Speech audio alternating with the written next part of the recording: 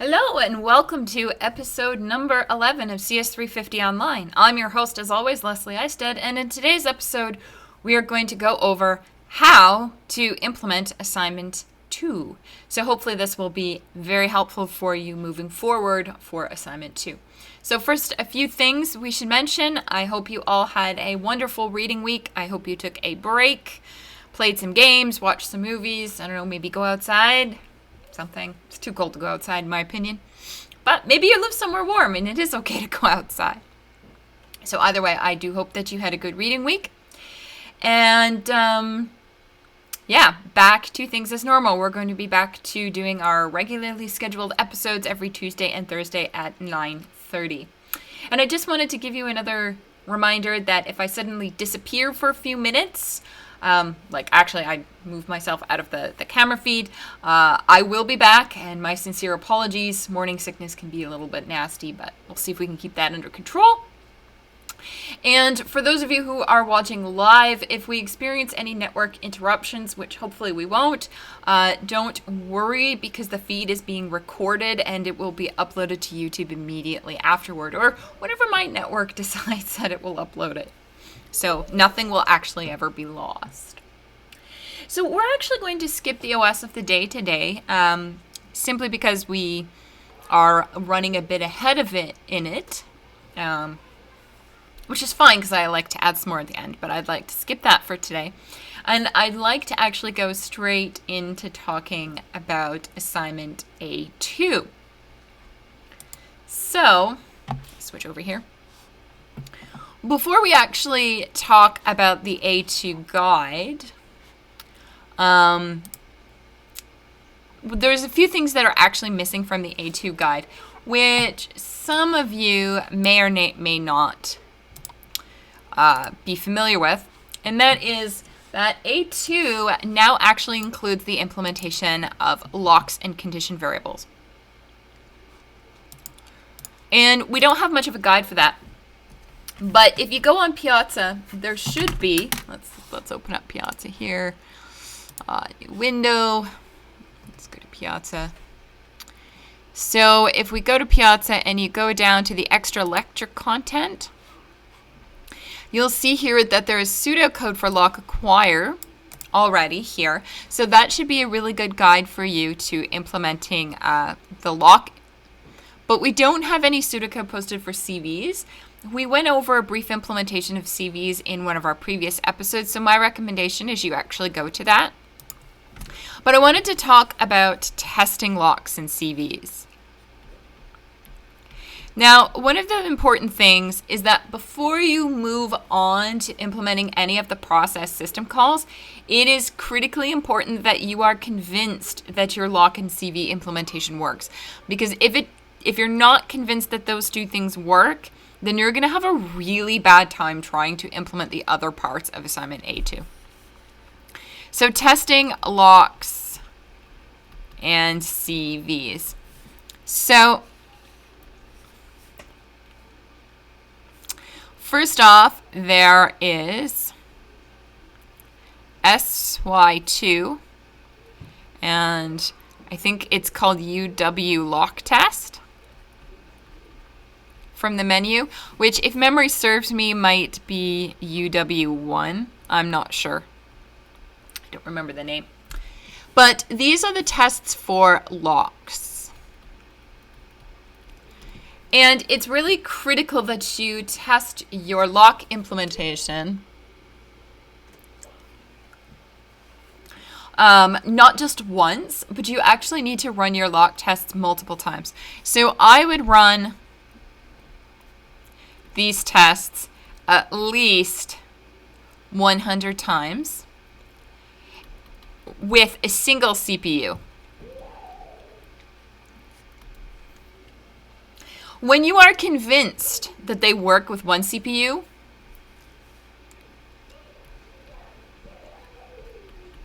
run 100 times with 4 CPUs.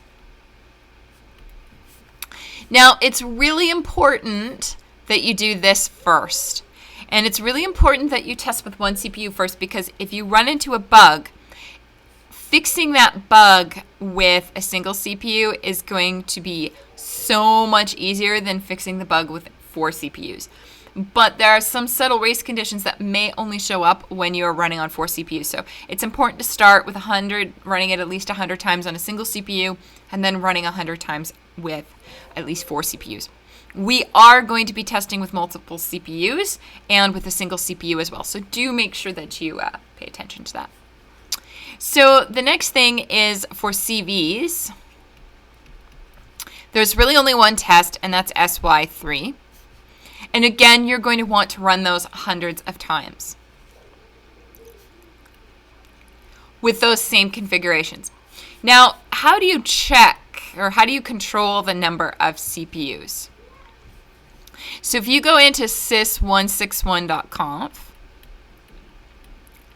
at the very bottom of the file, you'll actually see a line that says how many CPUs you have. And what you need to do is you need to set the number of CPUs to be the number that you want. My recommendation is not to use any more than 4. And any more than 16, I think, will actually crash the system. Another thing that I want you to be aware of is you need to run these tests independently.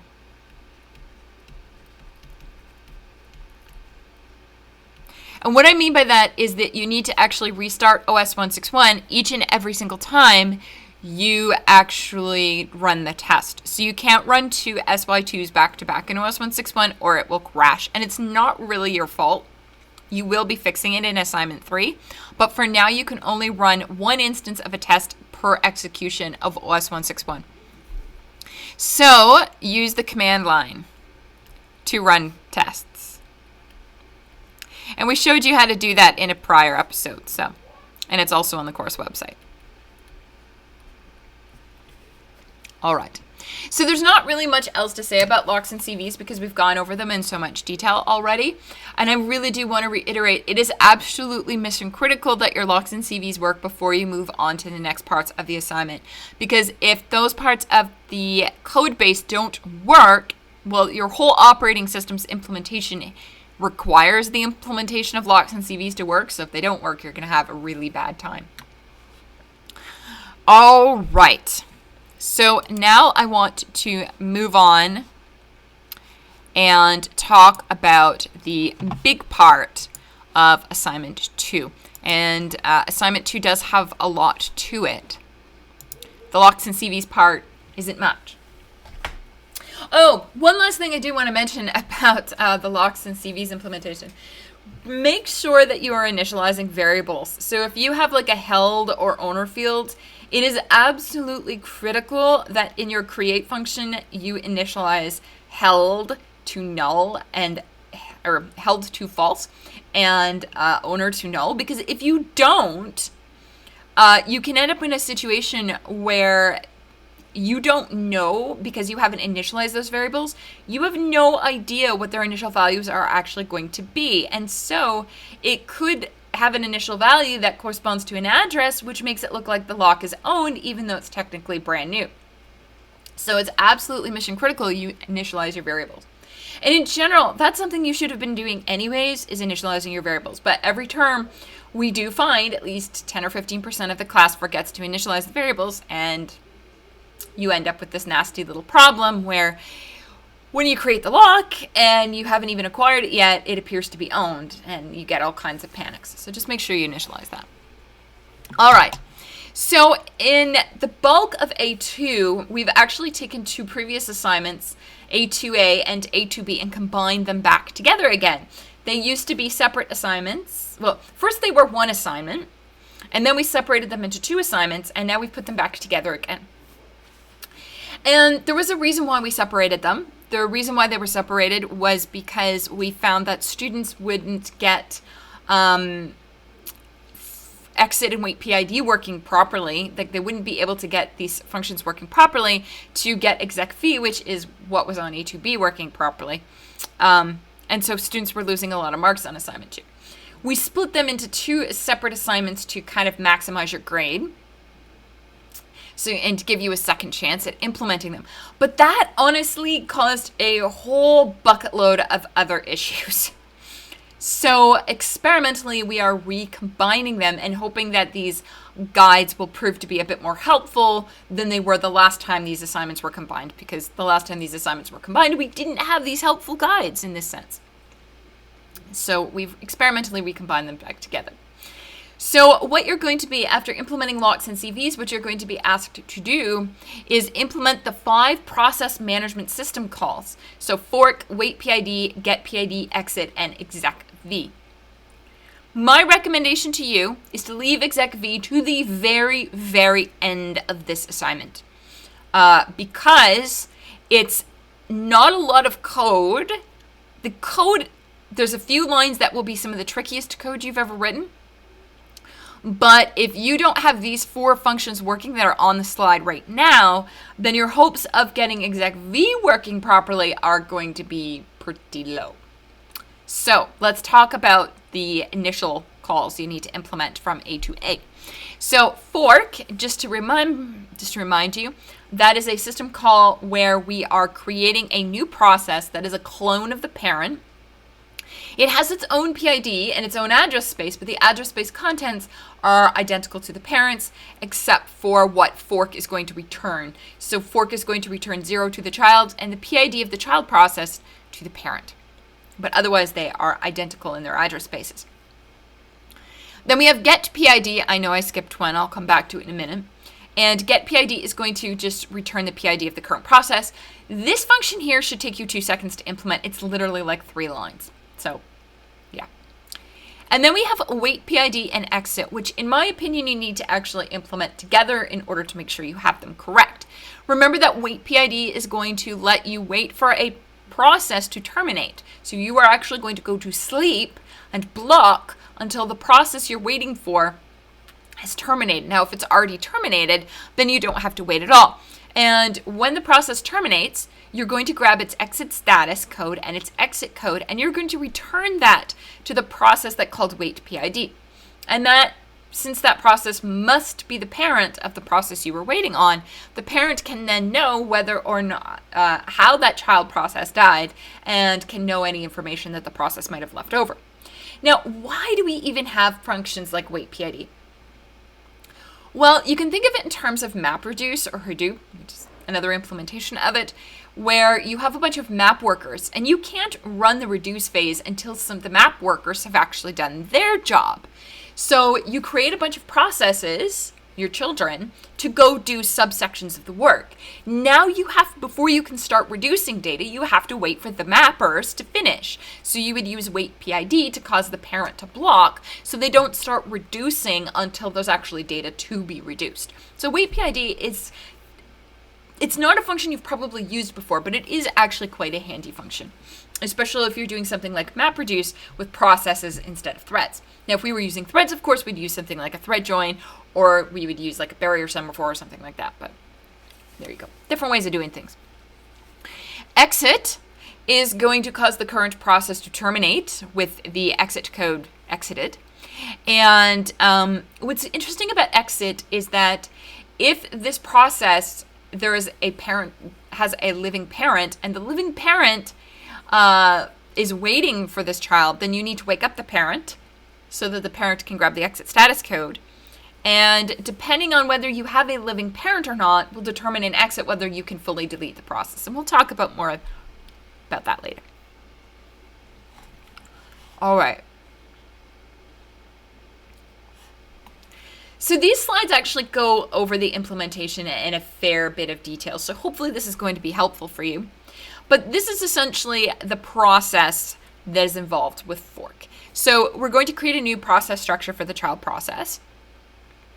And then we have to create an address space, because when you create the process structure, the address space doesn't actually get created with it. You have to create the address space on your own.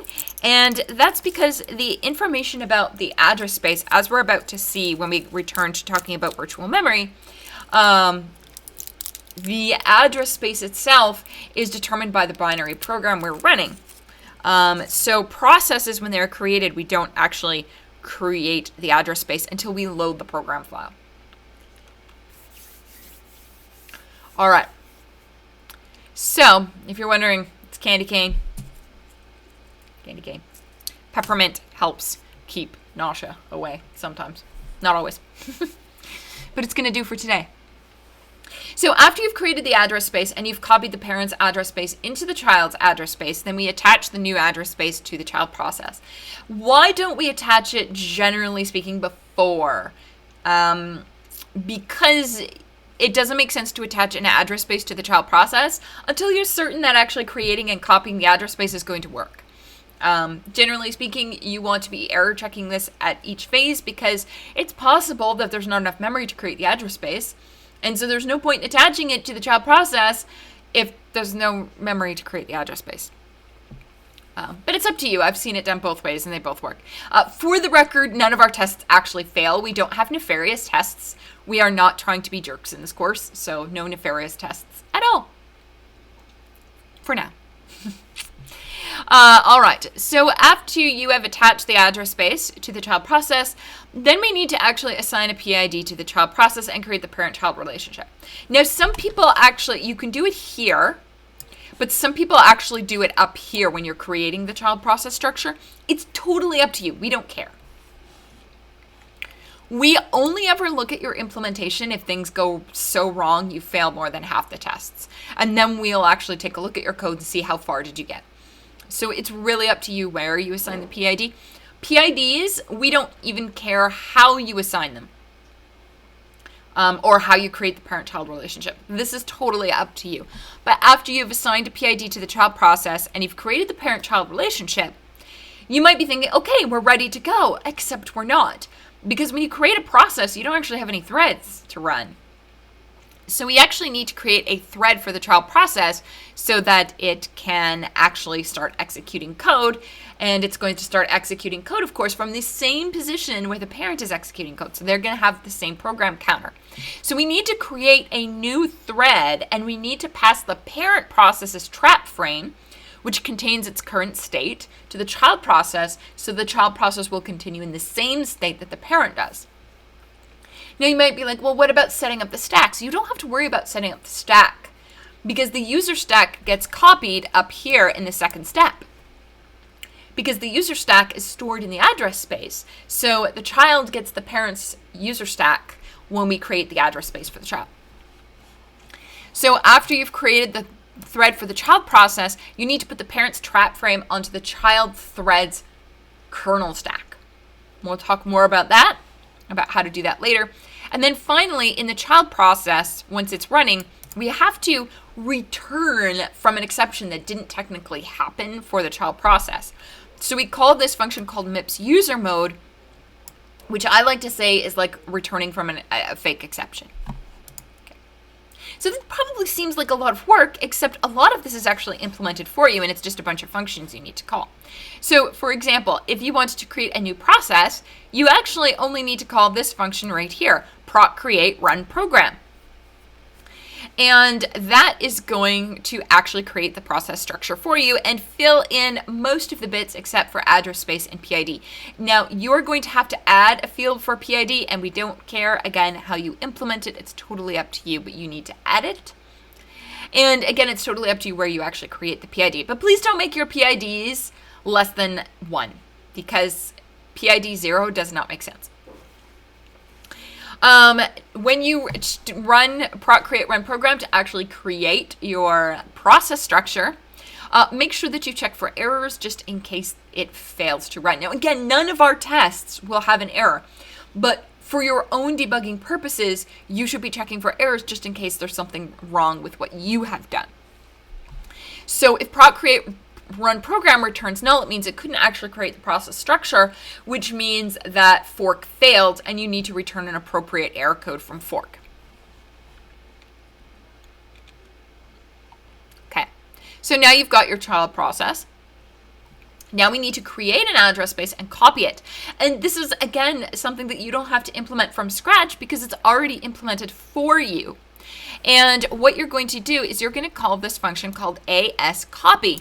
ascopy both creates a new address space and copies the pages of the old one to the new one. And it can fail, and you should check for errors if it fails. Typically, if it fails, it's because there wasn't enough memory. And that's because you probably ran 2 tests back to back.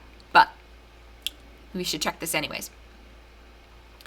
Now, some people, how they call AS copy, they'll set it up in such a way that it automatically attaches the child address space to the child process. Again, I don't really recommend that because that doesn't give you an opportunity to check for errors before assigning it, but it's really up to you, and I don't really care what you do.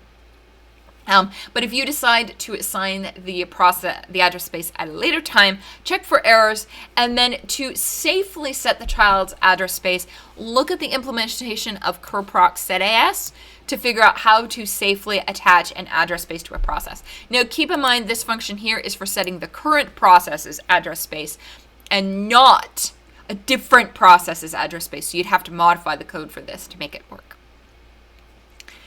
And there you go. So creating the process and copying the address space are two functions that are essentially implemented for you. So that's like, a whole pile of work done, and it only took you about 6 lines of code.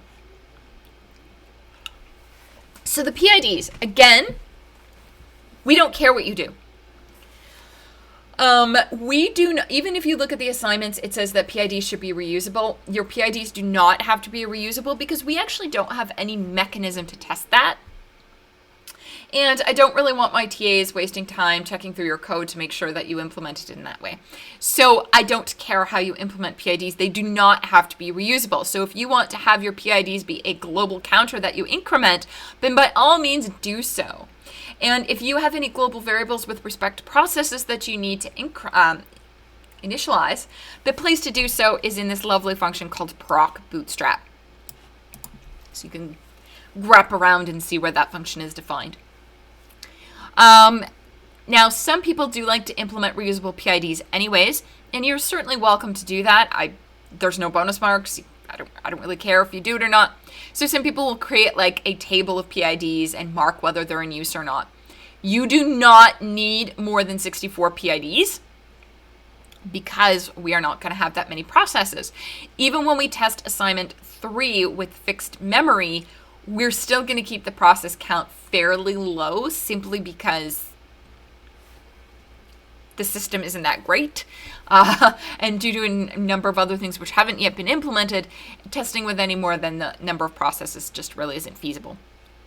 So if you do want to put a cap on the number of PIDs, 64 is fine.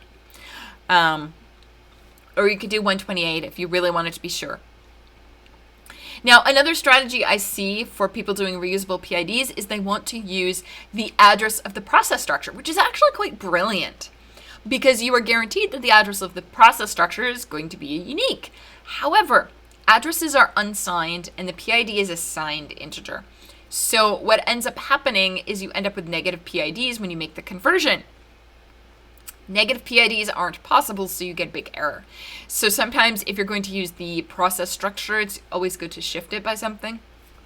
So there, just a word of warning. Honestly, if you just want to do a counter, that's fine. But you cannot assign any process a PID of 0. So make sure your PIDs are bigger than 0. Now, you'll notice this slide says nothing about the parent-child relationship because we really don't care what you do here. I would say the typical implementation is since you can only have one parent, you have a pointer to a structure that is your parents. And then since you can have any number of children, an easy thing to do is to use the array structure, which already exists in OS 161. And just fill it with a bunch of pointers to who your children are. And to indicate whether your child is terminated or not, like let's say you fully deleted one of your children, then you just set that pointer to null or remove them from the array. It's up to you. I don't care how you implement it. You can have just an array of integers where it's PIDs, and then you can keep a process table somewhere where you look the PID up to get the address of the structure. I don't care how you implement it. Do whatever you want.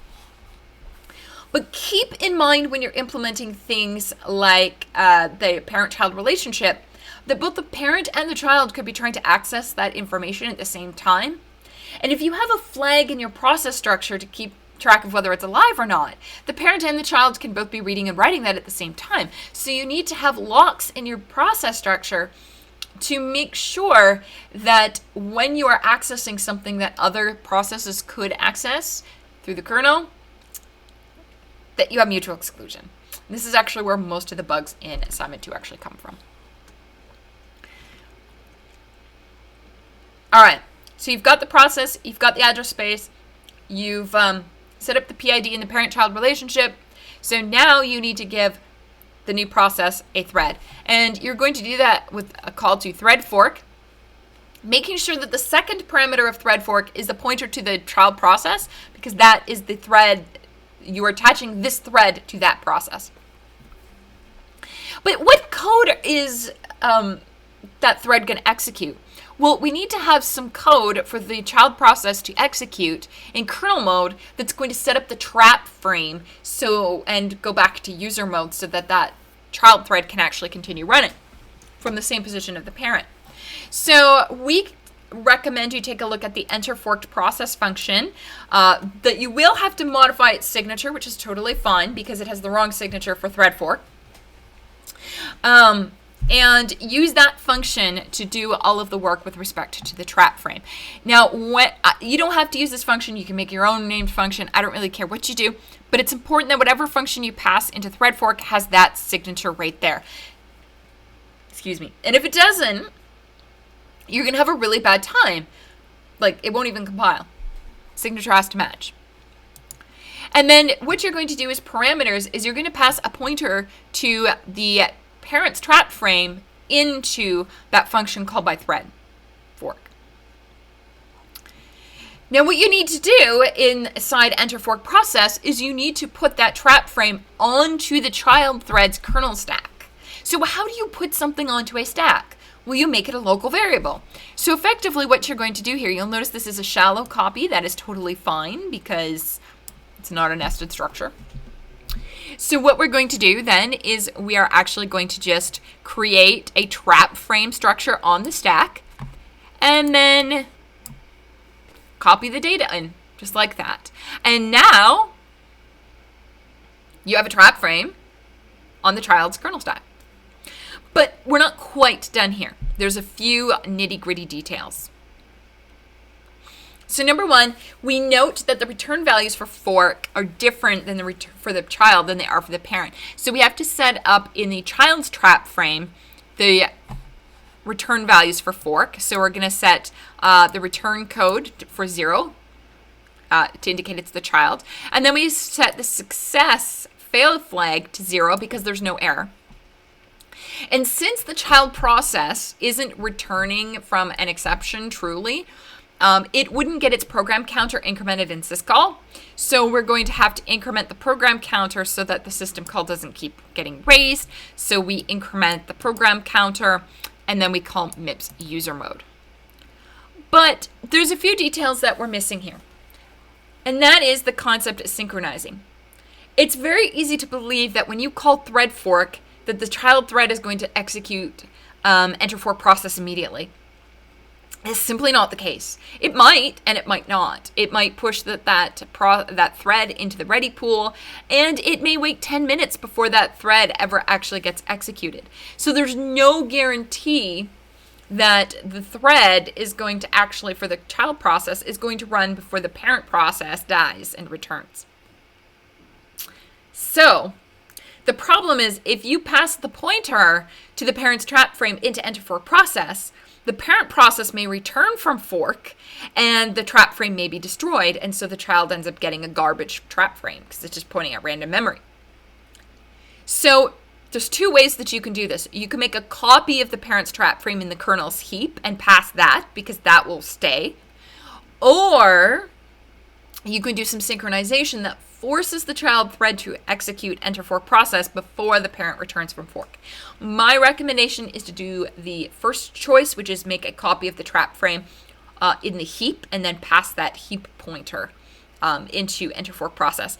My recommendation is to not do the synchronization between enter fork process and fork because I see a lot of people ending up with deadlock there. So don't do it. Just make a copy and pass the copy in. And then after you've put the copy on the stack, make sure you free it. Freeing things is generally good, even though free doesn't actually do anything right now. You'll fix it later. All right, so that's all there is to fork. It's actually quite simple, and most people get fork implemented pretty quickly. Where people really struggle is with wait PID and exit. So Waitpid takes a PID, and this is the address where you're going to store the return value, and then a flag. We don't need to worry about the flag. So what's going to happen is when you call Waitpid in your implementation, you need to first check if the parameter PID is one of your children. If it's not one of your children, then you need to return an appropriate error code. Now, none of our tests will be nefarious.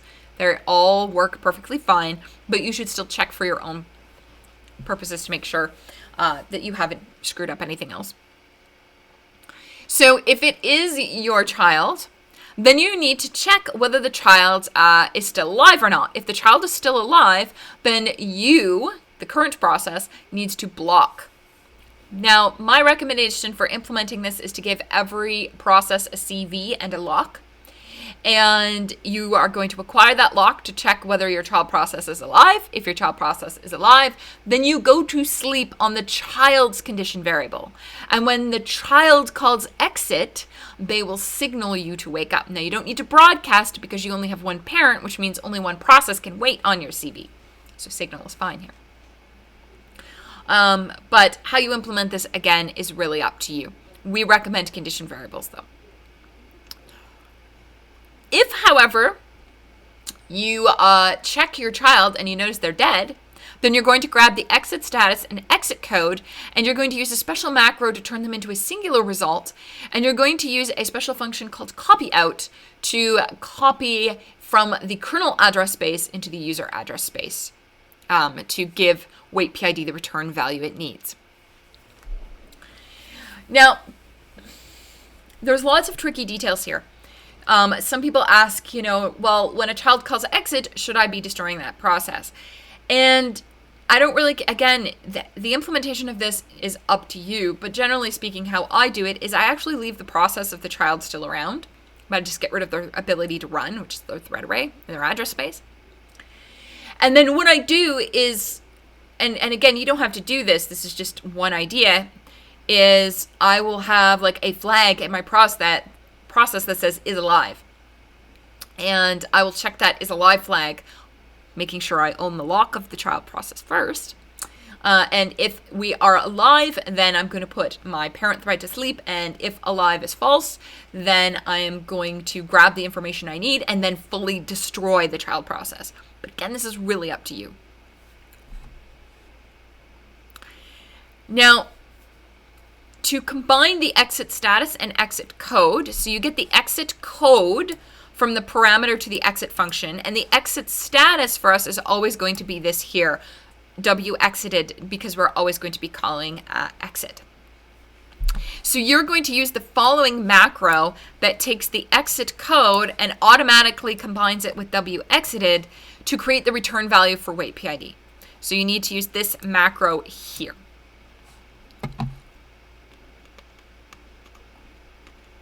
Okay. I'm not talking about getPID because there's no sense in talking about getPID. It's very easy. But I do want to talk about exit because it's so related to Waitpid that you should implement these together. So first off, when you call exit, you're going to be grabbing the exit code. If the parent of the process calling exit is alive, then you need to keep information about this process around. So this process becomes a zombie. It doesn't get fully deleted. That is because if your parent is alive, they could call Waitpid on you. So if your parent is alive, you become a zombie in exit. If, however, your parent is not alive, either they don't exist or they themselves are a zombie, then it's impossible for them to call Waitpid on you. Which means, since they can't call Waitpid on you, you are no longer needed and you can fully delete yourself. So you need to be checking both in Waitpid and in exit whether you have a living parent. And if you do not have a living parent, then you can fully delete yourself. If you are fully deleting a process, you should look at its array of children, or however you've implemented the children. And if any of their children are zombies, if you are being deleted because you are a zombie, or if you become a zombie, then you need to actually fully delete any of your zombie children because you can't call delete on them. Once you are no longer alive, you cannot call Waitpid. So when you call exit, if you have any zombie children, you need to fully delete them. And if you do not have a living parent, then you also need to fully delete yourself. So we have a lot of cases where, there are 3 cases where a process can be fully deleted. You see them listed out here. Effectively, you are going to fully delete something whenever it is impossible for your parent to call Waitpid on you. If that is true, then you delete things. Otherwise, you simply have to become a zombie. Now, it's really important that you use synchronization. So if you are going to check whether, a process is one of your children, then you actually need to acquire the log on your child array, or however you've implemented it, before you check. If you are trying to check whether one of your children is alive or not, and you have an is alive flag, you need to acquire the child's lock before you check that. Because if you don't, then the child process could modify that flag while you're reading it. And so we end up with a lovely race condition. And I see this every year, every term on this assignment, is the synchronization between exit and Waitpid gets messed up, and you either have a race condition or deadlock. Now, if you're the first user process in the system, you do not have a parent. The kernel process is not your parent. So the first process in the system should have its parent set to null. So when it gets called, when it calls exit, it can just fully delete itself. Now, what happens if you have living children and you're a parent? Well, like in the real world, if your parent dies, the children go on living. And vice versa. If a child dies, then the parent goes on living. So make sure that when you call exit, you don't kill living children. We are also not going to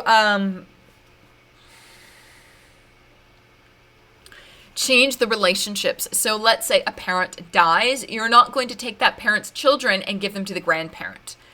Those children simply become orphans. So keep that in mind when you're implementing this. All right. So that is the A2A part. You need to fully implement these 4 functions before you move on to the last one, which is exec-v, which is what used to be A2B. My recommendation to you is to implement fork first, because you can't really test any of this stuff without fork. Get fork working completely. Make sure you initialize variables. Make sure you allocate memory before you start writing to it. That's a big mistake a lot of people make. Make sure you are using your locks appropriately. Very, very important, or you're going to have a bad time on this assignment.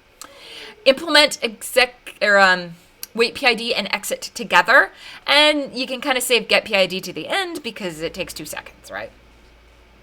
Okay. But you can't test getPID really until you have the others working. Once you have these 4 functions working, then and only then should you consider moving on to the final one, which isn't in these notes. So that was the A2A part. Now let's move on to the A2B part. So in A2B, you are just, which is now part of A2A. So after you have fork, Waitpid, getPID, and exit working, then you are going to implement exec-v.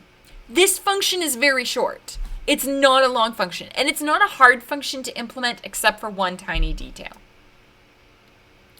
So now, many of you may not remember what exec-v actually does, so let's remind you, because I know it's been a while, and when you go on reading week, you forget everything. I get it.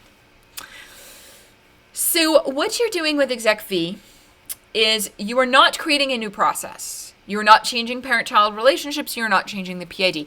You are simply changing the program that the process is running. So if the process was running MATLAB before, maybe now it's running, I don't know, a Nintendo 64 emulator. Wherever you want, right? And because the programs can take arguments, we may also need to pass some arguments from the original process, or from the original address space into the new one, and we'll talk about that. Okay, So to start implementing execv, you should open up the function called runprogram. Here's its address. And you are copy its contents into your implementation of execv, because a lot of what happens in runprogram is going to happen in execv. So let's look at what runprogram does. So runprogram is actually used to run the first user process. So it's going to open the program name using this VFS open. It creates the address space, and then it's going to switch the process address space to the new one you just created. So it uses curproc set as. You'll notice we've listed the functions that we're using for each of these tasks here. And then we mark the current TLB entries as invalid. Now, this may not make much sense to you today, but it's going to make more sense to you once we talk about TLBs in virtual memory. Needless to say, this is a necessary function. So essentially, this function here, asActivate, has nothing to do with activating an address space. asActivate is clearing a cache. Yeah. Silly name. After you've done this, you've opened the program file and you've created an address space. Then you load the program into the address space using loadelf. And then you're going to create the user stack using as-defined stack, because stacks are not defined in the program binary, as we'll talk about in a few days. And then to actually start executing the new program, we call this enter new process. And there you go. Now, the big difference between runprogram and sysexecv is runprogram is actually called from the kernel. So the name of the program and the arguments for the program are already in the kernel, and they don't have to be copied from some other user address space into the kernel first. Runprogram already has these things. Now, runprogram doesn't accept any arguments, and you're also going to be modifying runprogram to accept arguments, but you'll find that out when you read the assignment spec. We're just going to focus on execv and getting execv working, because the modifications you make to it, you'll be making some of those same mods to runprogram as well. So how does execv different from runprogram then? Well, for one, as I already mentioned, the name of the program and the arguments to the program, they're not in the kernel. They're actually in the address space of the program that called execv. So first we have to count how many arguments that are going to be passed in. And you can do that quite easily. I'll tell you more about it in a minute. And then after we've counted the number of arguments we need to copy into the kernel, we actually have to copy both the program name and then copy all of the arguments into the kernel. And now I know we talk about that right here, but I like to do it up here. Now, the elements from runprogram that are the same is once we've got the program name into the kernel, then we're going to call VFS open just like we did before. We create the new address space, we clear the TLB, and we load the binary into the address space exactly as we did it before in runprogram. Hence why I say copy runprogram into execv. Once we've done that, now we need to set up the user stack for the new program. And since we may have, if we have arguments for a program, those arguments need to go onto the new stack. So we should make a new renamed as-defined stack that takes the list of arguments we copied into the kernel up at the top and is going to populate the stack with those arguments. This, by the way, is the single hardest part of the assignment right here. Once we know that all of that works, then we know that execv is going to succeed, so we can finally delete the old address space, and then we call enter new process. All right. A lot of complicated details. Lots and lots of complicated details. So first off, what I want to say is execv, I want to go back and talk about copying in the arguments, because this is the hardest part of implementing execv. Execv is actually quite easy if you have no argument passing, because you just copy the program name into the kernel and then you essentially run program. But it's the arguments that are tricky. Now, first off, the program name and the arguments are located in the address space of the original program, user program. We need to copy them into the kernel. Now, a lot of you might be just like, oh, well, I'll just copy it in directly. I'll just make a copy. You can do that technically speaking, but it's not safe. You should never in the kernel trust a user address. So there are safe kernel functions which validate the user addresses before we actually use them. These are called copy in, copy out, and copy in stir and copy out stir. So copy in and copy out are for copying fixed size variables like integers or arrays that you know the size of from an address space to the kernel and the kernel to an address space. If, however, you are copying null terminated strings, you should use instead copy in stir or copy out stir. Okay? So make sure you're using these functions to copy things from the address space into the kernel. So the first thing you need to do is copy in the program name. Well, the program name is going to be at this user address. So you would use copy in stir to copy in the string that is the program name. Now, what are you going to copy it into? I see so many students doing the following thing in their assignment. They do this, char star program name. I like camel case and I won't apologize for that. And then they'll say, okay, copy in stir, blah, blah, blah, blah, blah, blah, blah. And this is what I have to say. Don't do this. What is wrong with this statement? What did you just copy into? Oops. This copy in stir does not allocate memory for the string in the kernel. So you just started arbitrarily writing to kernel memory. And the kernel's going to let you do it. And it might work. And then later on assignment 3, it might stop working because you fixed the memory problem. Don't do this. You have to allocate the memory first. So first you would do something like program name equals malloc. I don't know. No TA is going to type more than 128 characters. So if you want to have a program name fixed at 128 characters, that's fine. Okay. Now that you've allocated space, now you can copy into it. Okay, it's really important you do that. Now that shouldn't be malloc, that should be kmalloc, of course, but you get the idea. It's absolutely mission critical that you allocate the memory before you write into it. So that's how you would copy the program name into the kernel. Now, how do you figure out how many arguments you have? The arguments are given to you as an array of pointers to strings. We don't have a magical field that says how many arguments are there. So this is a null terminated array. So the very last pointer is going to be a pointer to null inside this array. So what you have to do is you have to copy in each of these pointers using copy in, and then you have to check and see if it's null. If it's not null, you increment the number of arguments and you advance the pointer to the next position in the array. Copy that one in.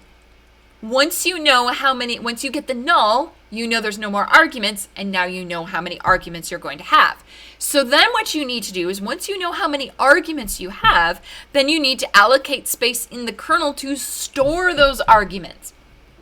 So you're going to need to make an array of pointers to strings. And each of those, so you've got to allocate the memory for that. And then you have to allocate memory for each of those strings. That's something that everybody forgets, is they allocate the array of pointers, but they forget to allocate the space for the actual strings themselves. And then you start overwriting parts of the kernel, and it's really bad. So you can assume that each argument is going to be very small, like less than 100. If you wanted to have a fixed size argument length for the strings, you are welcome to set it to like 128. None of the TAs are going to type that much, nor would I ask them to. That's just me. Or if you want to allocate the exact amount of space that you are going to use, you can use strlen.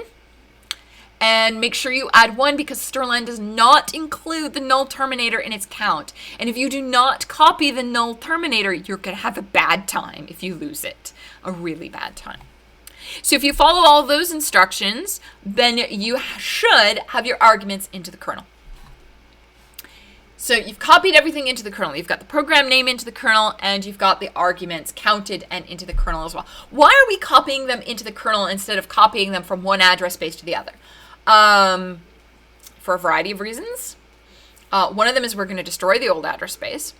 But another reason is that we might want to check things inside the kernel. And another reason is because the addresses of the user address, the old address space and the new address space are going to be the same. So how do you know which address space you're actually copying to? You don't. So we are going to copy from the old address space into the kernel, and then the kernel into the new address space later. Okay. How do you put the arguments onto the stack, though? So this is really weird. And this is a convention that doesn't just exist in OS 161. Every operating system actually has their own convention for doing this. But arguments have to be placed onto the stack in a very specific way, and they call it an alignment. So, for example, Unreal Engine 3 could take arguments from a C program so long as they were 4-byte aligned, but if they were anything else, couldn't understand them. Believe me, I spent a month on this bug trying to figure out why is my floating point number divided between two floatings. It was very strange. But needless to say, Windows' alignment was very different from Unreal 3's.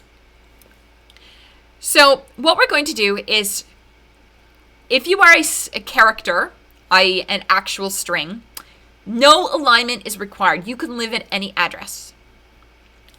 Now there's a small mistake in here.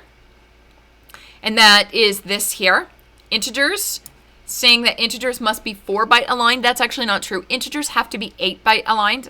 I have to get the latex for this and fix this slide up. But pointers to strings have to be 4-byte aligned. Now, what does that mean? It means that a pointer to a string has to live at an address divisible by 4. That's what that means. Anything else, integers, regular pointers, have to live at addresses that are 8-byte aligned, that is, divisible by 8. So what you're going to need to do is to put the arguments onto the stack, you're going to have to calculate where they need to go on the stack and compute or round up or round down to actually get the proper kind of address for that variable type. And there are lovely macros that exist to help you with rounding up. What you want to do is you're going to push the strings, the actual strings, onto the stack first. And then on top of the strings, you're going to push the pointers to the strings. And this is what it would look like. So if this user stack is, if you're just creating a brand new stack, this would be the top. And I know these strings are actually aligned. They didn't need to be aligned, but it doesn't really matter. But what you're going to do is you're going to put the actual strings, null terminated strings on first. So there are 3 null terminated strings here. And then what you see is that the addresses of these strings don't necessarily align to anything because they don't have to. But the pointers to those strings, and here's the pointers, they live at addresses divisible by 4. And then you can see them down here. These addresses here are corresponding to the first character of each of our strings down here. Fairly straightforward, right? And then you can push on top of this the address of the beginning of this array. So this is how you're going to push. Now, how do you calculate how to do this? This is how I do it. I create a variable, a top variable, that starts out at user stack. And then I start with the strings, my array of strings that I need to, my arguments that I need to put on, and I take the first one, or whichever one, and I'm going to see how long it is. I'm going to subtract from my temporary top the length of the string plus the null terminator, and then to that address I just computed, I'm going to write, using copy in or copy out, I'm going to write that down here. And then it's going to be copy out stir, of course. And then I am going to keep track of this address of the beginning of that string in an array in the kernel, so that I know when it's time to fill in this array of pointers where that string lives. And now top is here. And then I subtract the length plus the null terminator from that new temporary top for the next string argument. And then I write that string in there, and I keep track of where that string lives. And then once all the strings are copied in, I may have some null space, but I'm going to put I might have some buffer space here. Make sure you initialize it to 0. Buffer space between the strings and the actual array of pointers. I'll calculate how many entries my argument array has, including 1 space for the null terminator. So in this case, I have 3 string arguments, so my array needs 4 positions. So then I will compute from my temporary top where 4 times the number of arguments is going to go. I'll subtract that from the top, and then I will lay down the pointers and the null. That's one way of doing it. You can do it many, many other ways, and I've seen many people do it in many other ways. I don't care how you do it, just make sure the alignments work. The other thing I want to say is make sure that you are writing to the right kind of address and you're writing the right kind of thing. That can be a huge problem with this assignment, is you want to write null, but you end up not writing null. You end up writing some other thing, like an address that's been converted. So be really, really careful with that. Now for implementing execv, this is my recommendation. Implement execv without argument passing first. Don't even attempt the argument passing until you have every other part of the assignment working. It's not worth it to fail this assignment just because you messed up argument passing. If you have everything working in execv and fork and waitpid and exit, then attempt the argument passing and start by just counting the number of arguments. Inside the kernel, print out how many arguments you counted and validate that that matches. Don't move on until you know it's correct. Then copy the arguments into the kernel. Print them out inside the kernel and validate that the arguments you have in the kernel are the arguments you actually want. And then once you've validated that, only then move on to putting them onto the stack. Now, my recommendation to you is to make a new version of AS-defined stack that takes extra parameters for putting arguments onto the stack, because you need to be modifying runprogram to accept arguments as well. So make sure you create your own version of AS-defined stack that can do arguments. That way both functions can use it. And in AS-defined stack, or whatever you decide to call your new version of it, you do not malloc space on the stack. The memory is already allocated. You're computing addresses and writing to them. And I know that is an unusual thing to do, but the memory is already allocated. It's yours. You just need to compute the address and write to it. So when you're putting the arguments on the stack, just compute the address and write to it. It's very weird, but that's what you need to do. Again, don't try argument passing until you have everything else working and backed up, because this little bit of putting the arguments onto the stack is the hardest part of this entire assignment. And marks wise, it's, all right. So that's everything there is to talk about testing. So we have the suggested steps at the end, and I just went over that, but you can do that on your own as well. What I want to look at now is something on the course website that should help you with this assignment as well. So let's go to the course website and go to assignment information, and you'll see A2. We apologize for any typos. It took a lot of effort to actually combine all those assignments back together again. But I want to show you the marking report. So there's hints. So for some of the tests, you need to expand the amount of memory there is. So make sure you do that. But the marking report is really important.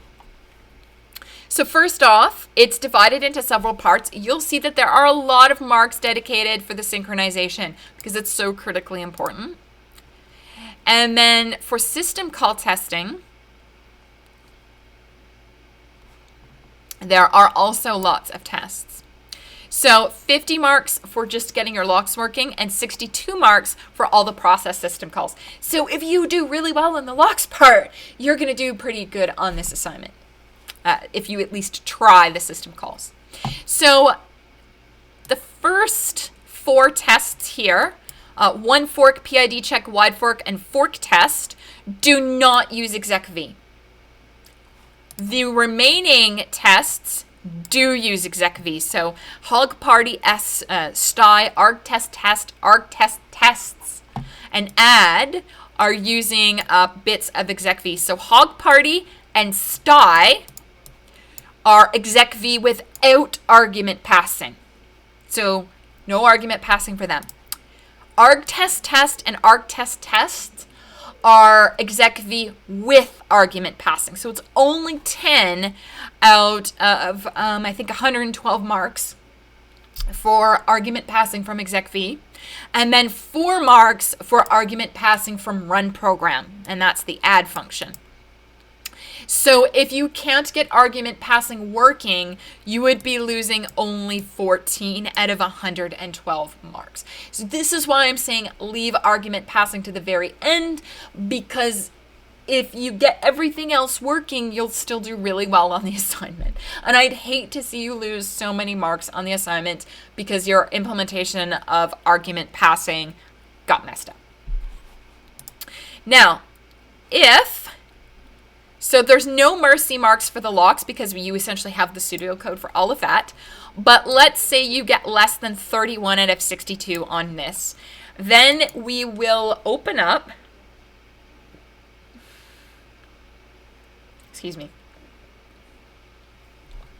we will open up your code and we'll see how far you got. And we will give you some score out of 31 to indicate, how well you might have done.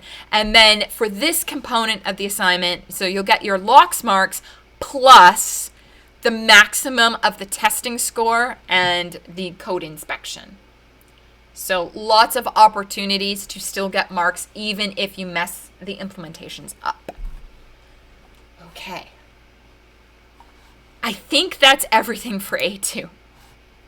Again, don't forget to look at the hints. There's lots of really good pointers in here for passing arguments, testing, and so on and so forth. So do make sure you take a look at this. The other thing I want to say is that this is the assignment for which most students are going to want to use their slip days. So remember that you can use up to 3 on any assignment. You get 5 for the whole term. So just keep that in mind. And if you need any assistance, Piazza is always your first place to go. Don't remember if I've posted the memory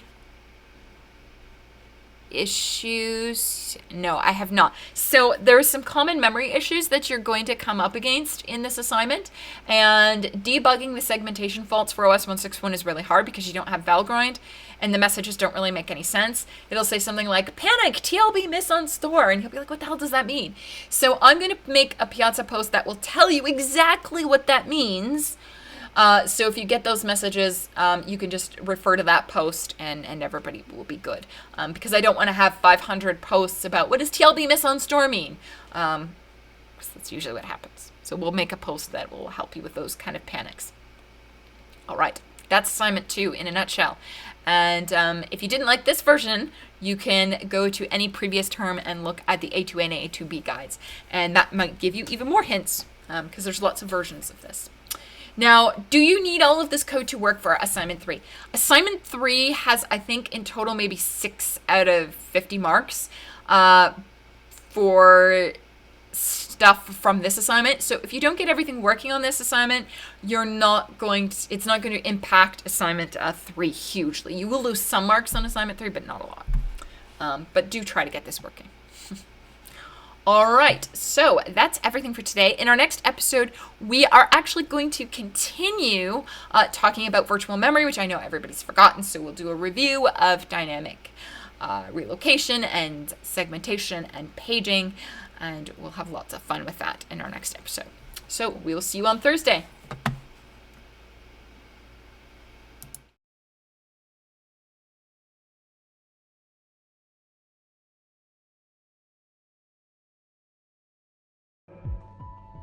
Berlin, Istanbul. Any server, any connection, the modern battlefield is everywhere.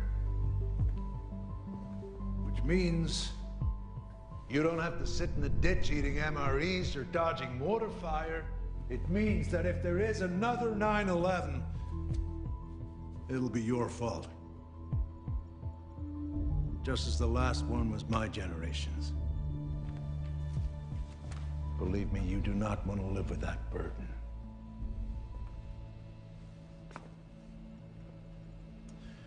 We're going to start with an aptitude test. Each of you is going to build a covert communications network in your home city. You're going to deploy it, back up your site, destroy it, and restore it again. The point of this exercise is to keep your infrastructure up and running securely. The average test time is 5 hours. If you take more than 8, you will fail.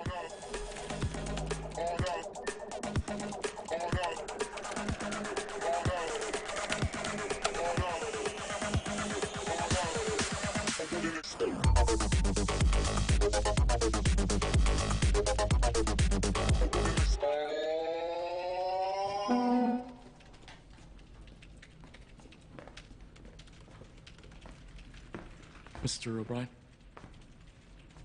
I'm done, sir. You don't have to tell me when you've completed a stage. No, I finished the whole thing. It's been 40 minutes. 38. What? 38 minutes. Okay, let's see where you screwed up.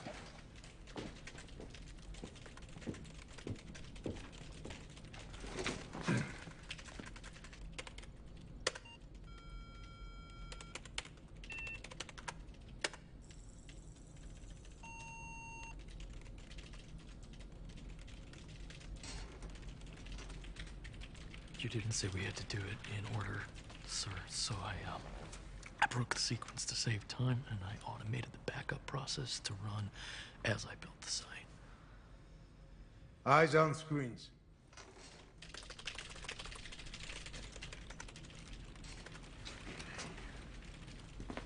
Sir?